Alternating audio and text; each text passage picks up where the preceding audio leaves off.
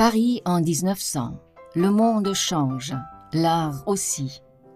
La peinture rompt avec la reproduction détaillée de ses motifs. On n'en a plus besoin pour cela. Maintenant, il y a la photographie.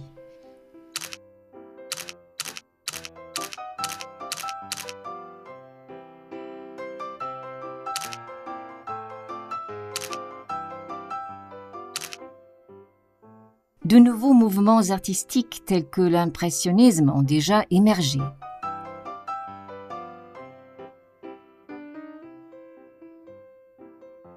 Mais au début du XXe siècle, de jeunes artistes jettent par-dessus bord toutes les conventions précédentes. Ils révolutionnent la peinture dans une mesure sans précédent.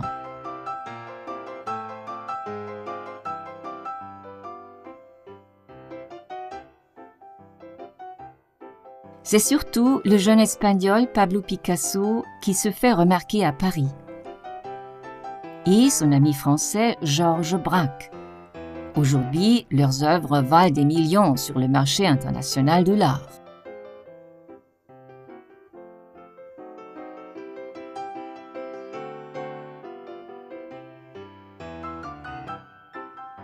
Nous sommes en 1908. Le grand salon d'automne se déroule au Grand Palais de Paris, où l'art contemporain est exposé. Mais Picasso et Braque sont encore totalement inconnus. Leurs peintures ne sont pas autorisées.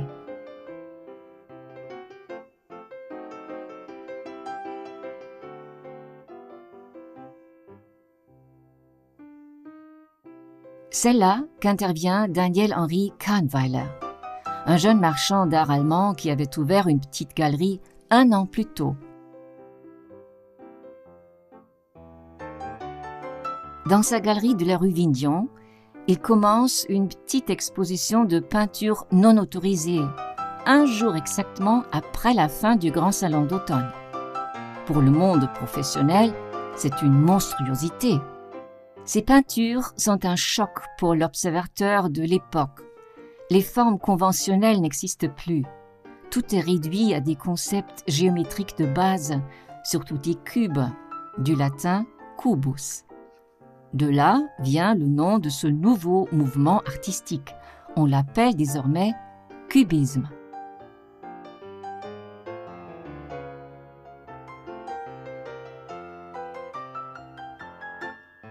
L'ancien directeur de la célèbre Société d'art de Heidelberg, le professeur Hans Gerke, considère en soi le cubisme comme le début de l'art moderne. Der Kubismus ist sicher eine der revolutionärsten. Le cubisme est une évolution absolument révolutionnaire de la peinture et de l'art en général. Le cubisme est le début de la modernité. Der Kubismus stellt eigentlich das Bild als Bild neu her. Le cubisme donne au tableau une nouvelle structure.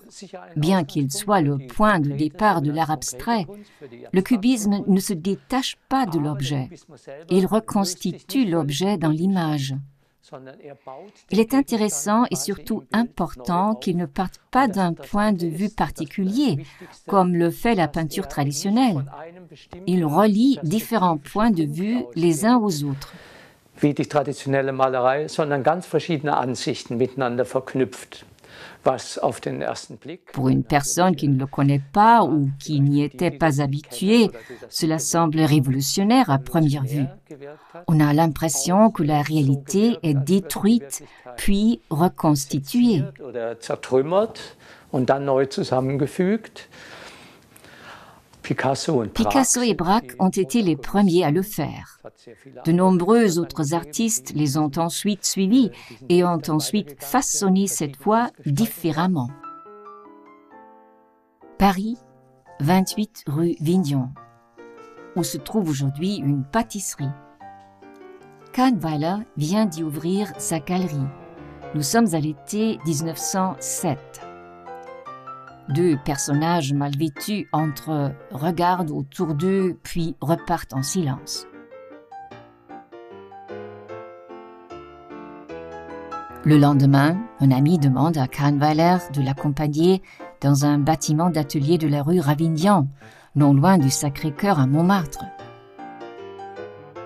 Celui-ci, bien entretenu et rénové aujourd'hui, a dissuadé les deux visiteurs à l'époque. Dans un bâtiment abandonné, le désordre, la saleté et la misère règnent. Il n'y a de l'eau courante ni électricité. Dans l'un des nombreux ateliers, Kahnweiler reconnaît le jeune homme de la veille. Il se présente. Il s'appelle Pablo Picasso. Kahnweiler regarde autour de lui et se fige à la vue d'un grand tableau qui ne semble pas encore terminé. Au premier coup d'œil, il reconnaît le caractère révolutionnaire de cette image. Le tableau Les Demoiselles d'Avignon restera dans l'histoire. C'est le point de départ du cubisme.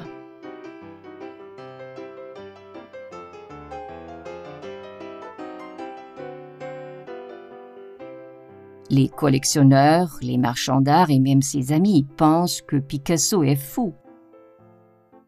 Seul Kahnweiler, l'Allemand de 23 ans, reconnaît le potentiel qui est dans ce tableau. Et il est absolument sûr de lui.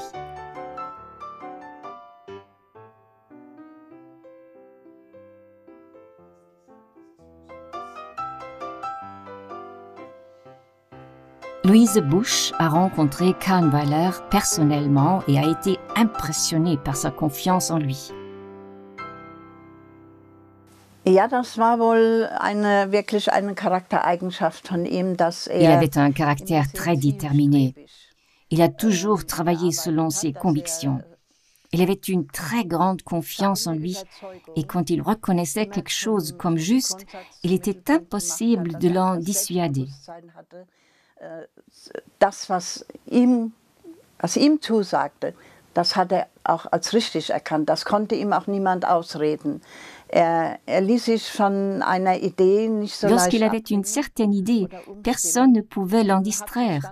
Et il se risquait aussi à des conflits avec ses clients, avec des collectionneurs, avec d'autres galeristes et même avec ses artistes. Kahnweiler a ouvert la voie du cubisme. C'est grâce à lui que Picasso et ses contemporains sont devenus mondialement célèbres. Kahnweiler ne peint pas, non, il est galeriste, homme d'affaires. Mais il est aussi l'auteur de livres spécialisés. Et son manuscrit, Le chemin du cubisme, devient l'œuvre centrale, la clé qui permet de comprendre ce jeune art.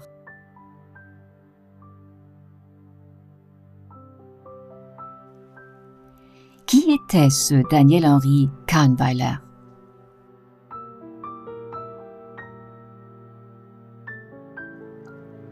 Ses traces mènent à la petite ville de Rockenhausen, dans le Palatinat, à l'ouest de l'Allemagne. La famille de marchands juifs Kahnweiler, grands-parents de Daniel-Henri, vivait dans cette maison de la Luitpoldstraße. Enfant, il aime leur rendre visite souvent. On est dans les années 1890. Ses parents vivent à Stuttgart, où il va à l'école et commence un apprentissage dans une banque. La famille est riche. Daniel-Henri devrait devenir banquier comme ses ancêtres. Mais le jeune homme ne s'intéresse ni à l'argent ni aux valeurs mobilières. Il sent que sa vie appartient à l'art contemporain. Et doté d'une généreuse avance financière de la part de la famille, en 1907, il ouvre la petite galerie de la rue Vignon à Paris.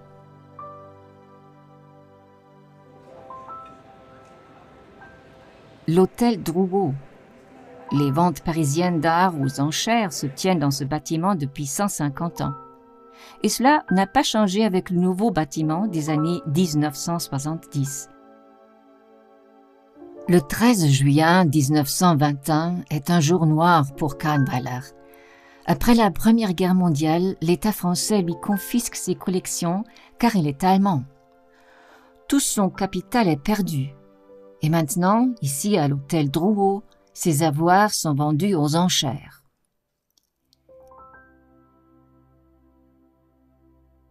Quelle perte pour Kahnweiler, après qu'il n'ait pas pu gagner d'argent pendant la guerre en exil en Suisse. Nein, es war vor allem so, auch als der Krieg 1918 zu Ende ging und er wieder nach Paris zurückkam. À la fin de la guerre en 1918, il revient à Paris. Mais ses relations antérieures, artistes, connaissances et amis, étaient malades, blessés et traumatisés. Waren krank, waren verwundet, waren verletzt, waren psychisch krank. Ils n'étaient plus les mêmes personnes qu'avant, ni les mêmes artistes. Das, was sie vorher waren, auch als Künstler. Kahnweiler ouvre tout de même une nouvelle galerie dans la rue d'Astorg. L'environnement anti-allemand dans le Paris d'après-guerre l'a incité à l'appeler Galerie Simon, du nom de son ami et partenaire d'affaires français. Dann hat sehr intensiv die Kontakte ins Ausland aufgebaut und gepflegt. Il a établi des contacts très intensifs à l'étranger. C'est ainsi qu'il a noué des relations d'affaires étroites avec des collectionneurs du monde entier. Il y avait des clients en Amérique, en Russie, à Saint-Pétersbourg. Les collectionneurs sont venus et ont acheté beaucoup de tableaux à la fois. Il a fait de très bonnes affaires avec l'Allemagne et la Suède, entre autres. En France, il vendait très peu. In Frankreich selbst hat ganz wenig verkauft. Seconde Guerre mondiale. Kahnweiler, qui est juif, fuit près de Limoges les nazis du Paris occupé. La Gestapo en a, après lui, là aussi. Il parvient à se cacher et, après la libération de Paris en octobre 1944, peut rentrer dans la capitale relativement indemne. En 1957, la galerie Kahnweiler déménage rue de Monceau. Pendant l'occupation nazie, sa belle-sœur Louise Léris avait repris par intérim la galerie, puisqu'elle était française et non juive. La galerie portera plus tard son nom, bien que Daniel Henry en soit le vrai patron.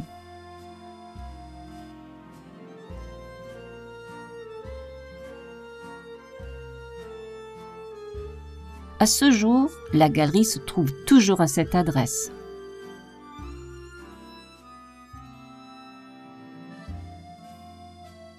Kahnweiler devient célèbre dans les années 50 et 60. Picasso le peint. Il est alors l'un des marchands d'art les plus importants en Europe. L'un des rares extraits de films des années 1960, après qu'il soit devenu un expert renommé dans le monde.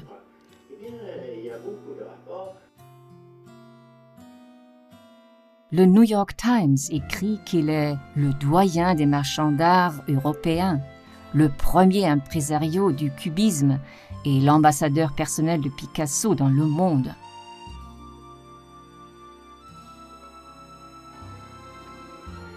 En rapport à Picasso, il a découvert Picasso et l'a rendu célèbre. Néanmoins, la relation entre eux deux était souvent tendue. Ce sont des personnages complètement différents. Ils ne se retrouvent que lorsqu'ils sont plus âgés. Des discussions très longues sont alors à l'ordre du jour.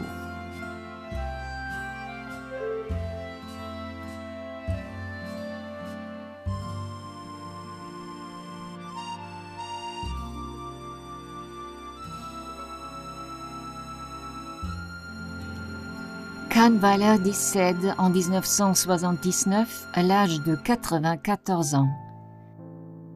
Sa tombe se trouve au cimetière du Père-Lachaise à Paris.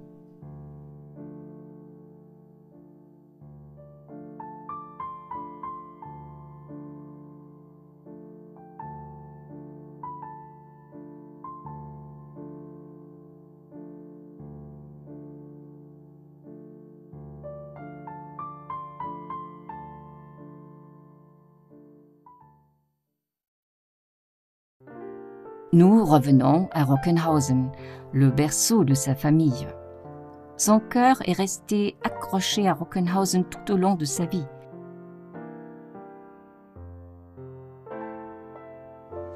L'ancien maire de Rockenhausen, Karl-Heinz Sebald, a œuvré dès le début pour que la mémoire de Daniel-Henri Kahnweiler reste vivante jusqu'à ce jour. Denn Kahnweiler selbst ist ja nicht in Rockenhausen geboren, er ist in Mannheim auf die Welt gekommen. Kahnweiler n'est pas né à Rockenhausen. Il est né à Mannheim, a grandi à Stuttgart, puis a vécu en France, à Paris. Après avoir pris contact avec lui, nous avons été surpris qu'il ressente une telle sympathie pour Rockenhausen. Dass für Rockenhausen diese Sympathie, dieses Gefühl empfunden hat. Il avait ce sentiment pour notre ville parce qu'il entretenait une relation étroite avec ses grands-parents qui vivaient à Rockenhausen et qu'il aimait leur rendre visite. Und das hat ihm persönlich mehr an Verbindung gegeben zu dieser Stadt als an Verbindung zu seiner Geburtsstadt, beispielsweise in Mannheim. Und diese Bedeutung, die Rockenhausen C'est pourquoi il avait un lien plus étroit avec notre ville qu'avec sa ville natale de Mannheim. L'importance que Rockenhausen avait pour Kahnweiler est devenue évidente lorsque Rockenhausen l'a nommé citoyen d'honneur en 1970. Kahnweiler est alors très reconnaissant de cette citoyenneté d'honneur. Il lègue la partie germanophone de sa grande bibliothèque à la ville et Rockenhausen lui a dédié un bâtiment classé rapidement connu sous le nom de Maison Kahnweiler. Dans les décennies qui ont suivi, la Maison Kahnweiler est devenue un nom familier pour les amis de l'art contemporain. Plusieurs expositions y sont proposées chaque année, ce qui donne en particulier aux artistes de la région du sud-ouest de l'Allemagne l'occasion d'y montrer leurs œuvres. Les vernissages sont toujours très fréquentés et fortement médiatisés.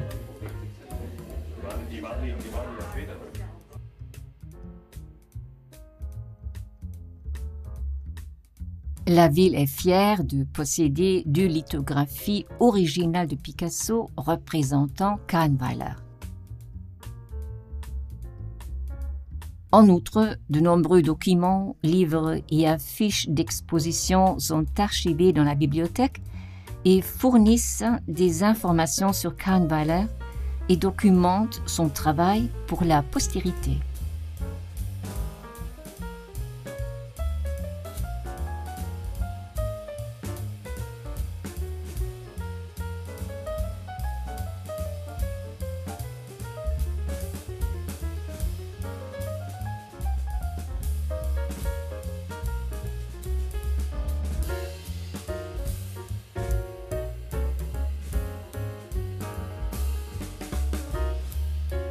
Il était citoyen d'honneur de la ville. Rockenhausen se sentait redevable envers lui et a franchi une étape importante à la fin des années 1970. Une fondation a été créée à la mémoire de Daniel-Henri Kahnweiler. Und daraus entstand der Gedanke, eine Stiftung zu gründen. C'est ainsi qu'est née l'idée de créer une fondation. Cette fondation avait pour but de créer un prix international d'art. C'est la naissance du prix Kahnweiler. La fondation a été créée en 1979. Le prix a été décerné en 1981 pour la première fois. La cérémonie de remise des prix a lieu tous les 2 ans et est devenue un événement important dans la petite ville, bien connue des milieux artistiques grâce à son engagement. Des experts renommés tels que le professeur Hans Gerke de Heidelberg sont membres du jury qui décerne le prix.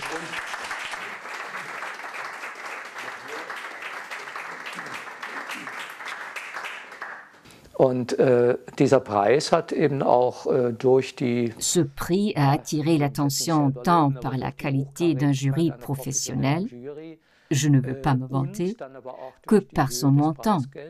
Il est devenu l'un des prix les plus populaires, même au niveau international. Kann man wohl sagen, beliebtesten und begehrtesten Preise, auch weit über die Region hinaus, auch international geworden.